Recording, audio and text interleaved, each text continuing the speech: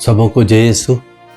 प्यारे भाई और बहनों, आज हम आनंद के चौथे भेद पर मनन चिंतन करेंगे, प्रभु यीशु का मंदिर में समर्पण। आज हम पढ़ेंगे लूकस का सुसमाचार अध्याय 2 पद संख्या 22 से लेकर 38 तक। जब मूसा की संहिता के अनुसार शुद्धिकरण का दिन आया तो वे बालक को प्रभु को अर्पित करने के लिए यरूशलेम ले गए। जैसा कि प्रभु की संहिता में लिखा है, हर पहलौठा बेटा प्रभु को अर्पित किया जाए, और इसलिए भी कि वे प्रभु की संहिता के अनुसार पंडुकों का एक जोड़ा या कपोत के 2 बच्चे बलिदान में चढ़ाएं। उस समय यरूशलेम में सिमेओन नामक एक धर्मी तथा भक्त पुरुष रहता था। वह इज़राइल की सांत्वना की प्रतीक्षा में था और पवित्र आत्मा उस पर छाया रहता था। उसे पवित्र आत्मा से यह सूचना मिली कि वह प्रभु के मसीह को देखे बिना नहीं मरेगा। वह पवित्र आत्मा की प्रेरणा से मंदिर गया।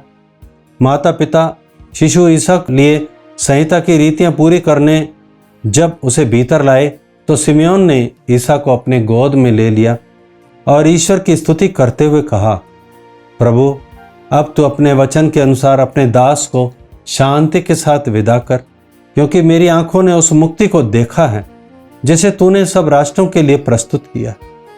यह गैर यहूदियों के प्रबोधन के लिए ज्योति है और तेरे प्रजा इस्राएल का गौरव है।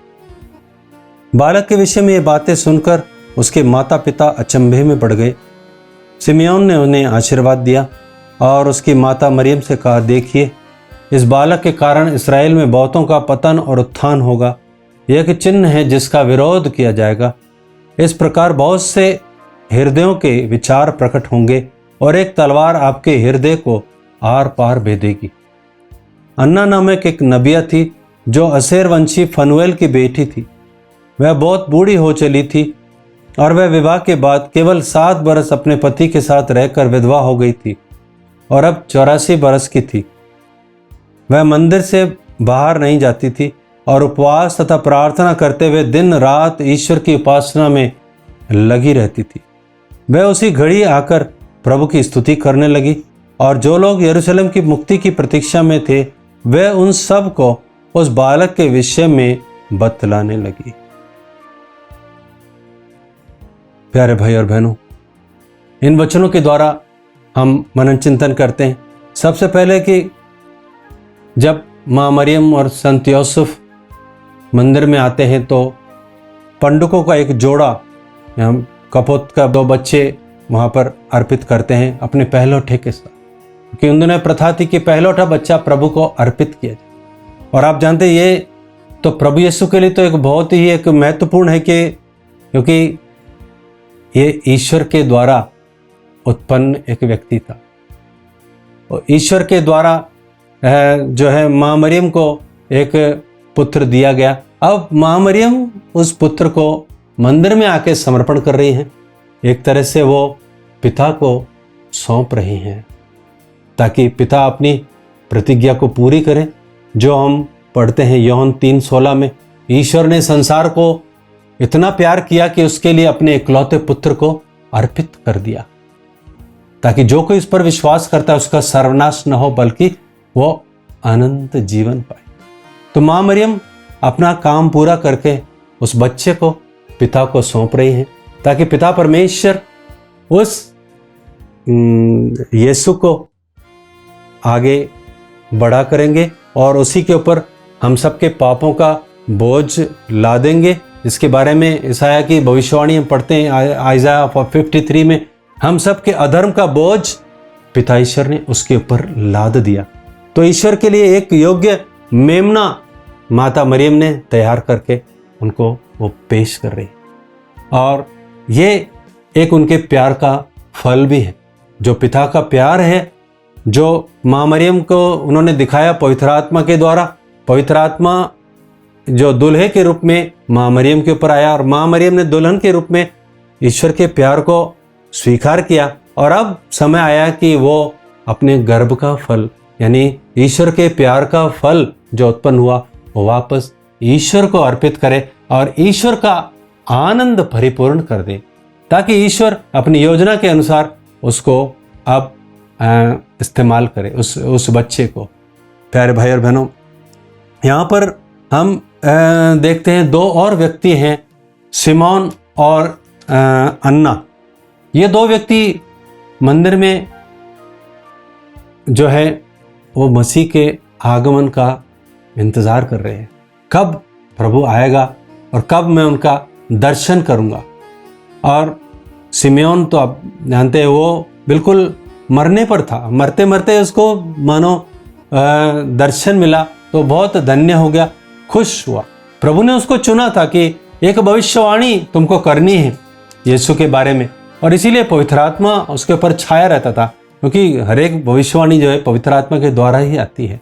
इसलिए पवित्र आत्मा की प्रेरणा से ही वो मंदिर में आया और पवित्र आत्मा की प्रेरणा से ही उसने बालक को देखा और बहुत खुश हुआ कि मैंने कम से कम मुक्ति को देखा, यीशु को देखा। यीशु जो है स्वयं मुक्ति है हम सबके पापों की। और वो यहाँ पर एक बार फिर प्रभु का वचन दोहराता है कि ये गैर यहूदियों के लिए प्रबोधन के लिए एक ज्योति है। यानी कि जितने भी यहूदी थे वो सोचते थे कि हमको ही सिर्फ ईश्वर का ज्ञान है, सच्चा ईश्वर का ज्ञान हमको ही मिला है। लेकिन यहाँ पर एक बहुत ही रिमार्केबल चीज बताता है सिमोन के गैर यहूदियों के लिए ज्योति है। यानी गैर यहूदी लोग जो बिल्कुल अभी तक अंधकार में थे, इन्होंने कभी ईश्वर के सच्चे ज्ञान को अनुभव नहीं किया, उनके लिए भी वहाँ एक ज्योति बन करके ये व्यक्ति यानी कि यीशु आएगा और ये इज़राइल का नाम को गौरवान्वित करेगा, महिमान्वित करेगा, ताकि ये क्योंकि इज़राइल से मुक्ति आई है।